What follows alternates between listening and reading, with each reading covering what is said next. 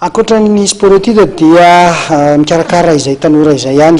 ny atleta zandriny ihany zareo amin'ny ANS dia nisokafana ihany koa ary zany zao manomboka any 10 oktobra teo ny sekoly ny fanatanjahantena izy ity kosa indray dia ampianarana ny taranja rehetra ka ireo ankizy eo anelanelana ny enina ka hatramin'ny 12 taona no raisina amin'izany tonga misafidy izay taranja tiany izany idirana zany ny ankizy dia miatrika izay fampianarana izay isaky ny alarobia hariva sy ny asabotsy maraina mbola mitondra fanazavana mikasika indrindra izay ny talehan'ny ANS izany Andriamatoa Ranevson Patrice.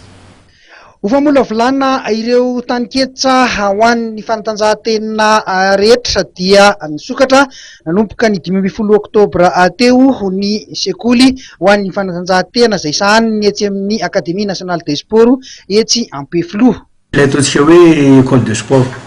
io tsy rafitra hoe fanohitra amin'ny sport étude fa azo lazaina hoe rafitra anankiray fampitohy satria ny école de sport ino moa ny école de sport. École de sport zany dia sehatra anankiray anaovan'ny ankizy découverte ny tena atao hoe sport zany. Raha ty mampiasa ny teny français satria sarotra ny mamey azy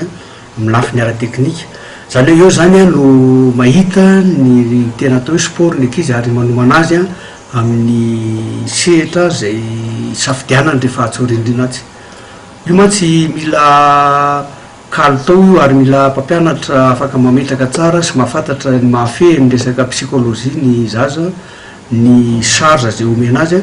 ary ny charge zay omena ny zaza amin'ny fotoana io zany dia mipetraka mandra-pahalehibe ny ataontsika anatin'ilay hoe image cinétique zay mipetraka ao anatin'ny atodoan'ny olona dia tsy miala ntsony iny araka ny fantatsika hoe raha mahay milomano na mahay mitaingina bisikilety aloha tsy afako aminao ny fahaizana fa mipetraka fa fanatsarana azy no atao. Ka misokatra tamin'ny 15 oktobra teo zany école de sport izay anaovanay antsoava ho an'ny zaza malagasy rehetrarehetra na any an-tsekoly na tsy any an-tsekoly dia larobia hariva amin'ny 2 ka hatramin'ny 4 dia sabotsy maraina na amin'ny 7 ka hatramin'ny 5. Ny taranja rehetrarehetra zany dia hita ao anatin'io. Lomano no manana endrika kely hafa kely satria dia nomenay tsindrom-peo manokana amin'ny alalan'ny hoe école de natation zany. Dia efa misy rafitra sana mandamina zay. Ny tompona andraikitra moa zany dia afaka mandray foana eto amin'ny ANS zay mpandrindra ny école de sport amin'ny ankapobeny io isanandro isanandro manomboka 9 ka hatramin'ny 12 dia misakafo kely izy dia miditra indray amin'ilay sasany ka hatramin'ny 10 hariva. Izy no afaka misoratra nafa mandray aminjara amin'izy io mila sokajy taona ihany koa ve le izy? Tena mila sokajy taona satria amin'ny taona indrindra lazako hoe taona zay mahatsara ny fampitana ny fahaizana amin'ny ankapobeny amin'ny fanabeazana ny ankizy dia amin'ny 9 taona ka hatramin'ny 12 taona.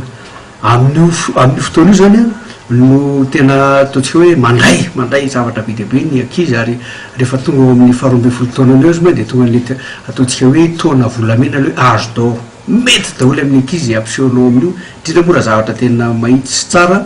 tsy misy bliluka dia zay tsika no manomana an'ileo relève zany hoe tsy mpanizana makany amin'ny sport étude zany ny école de sport dia fantatsika tsara fa ny sport étude manomana ny relève ho amin'ny sport de haut niveau ary ny sport d'élite moa zany le tena avolenta dia tovakana zany hoe misy lojika zany ny zavatra karakarainy ny Académie Nationale des Sports eo anatrehana zao fanarenana ny sport eto Madagasikara izao. Isaky ny alarobia hariva sy ny sabotsy maraina moa no mampianatra ny fanatanjahantena zareo eo amin'ny ANS. Arak'izany dia tokony ho tonga etsy amin'ny ANS Ampefloha misoratra anarana ireo ankizy izay vonona hiandra izany fanatanjahantena izany. Manomboka eo amin'ny 9 taona ka hatramin'ny 12 taona no raisin'ny Académie Nationale des Sports amin'ny fampianarana ireo taranja rehetra amin'ny fanatanjahantena.